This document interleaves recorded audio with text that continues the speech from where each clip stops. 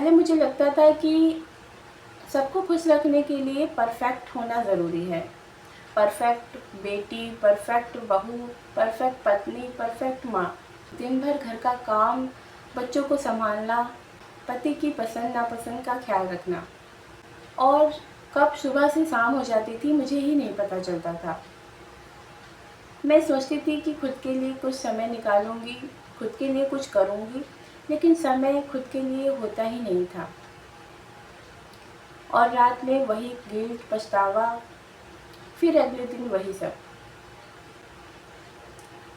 लेकिन फिर धीरे धीरे मैंने महसूस किया कि परफेक्ट चाहे हम कितना भी बन लें, लोगों के लिए हम कम ही कर रहे होते हैं।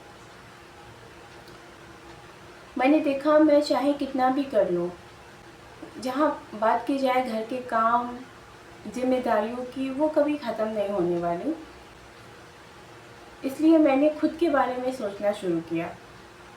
जहाँ पर मैं परफेक्ट बनना चाहती थी कि लोगों को खुश कर पाऊँ, लेकिन मेरे अंदर वो खुशी मैंने महसूस ही नहीं की। और जब हम अंदर से परेशान होते हैं, दुखी होते हैं, तो मुझे नहीं लगता कि हम किसी को खुश रख सकते हैं। तो जब मैंने ये धीरे धीरे बात समझी, अपनी खुशी, अपनी वैल्यू के बारे में समझना शुरू किया, खुद को टाइम देना शुरू किया, नई नई चीज़ें सीखी, अपने एक्सपीरियंस को लिखना शुरू किया, तब जाकर मुझे धीरे धीरे कॉन्फिडेंस आना शुरू हुआ। और जो मैं खुशी औरों में ढूंढ रही थी, तब मुझे लगा कि हाँ, वो खुशी कहीं और नहीं थी, मेरे ही अंदर थी।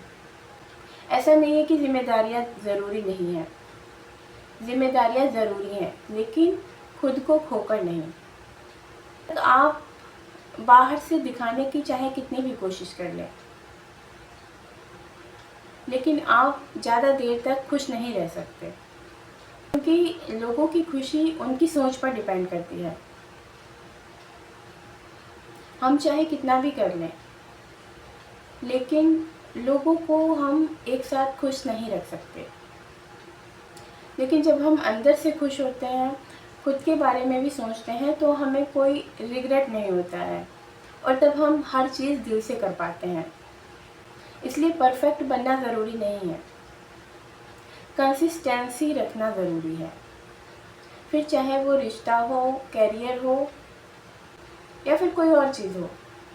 इसलिए परफेक्ट बनना ज़रूरी नहीं है, रोज़ थोड़ा थोड़ा करना भी सफिशिएंट है।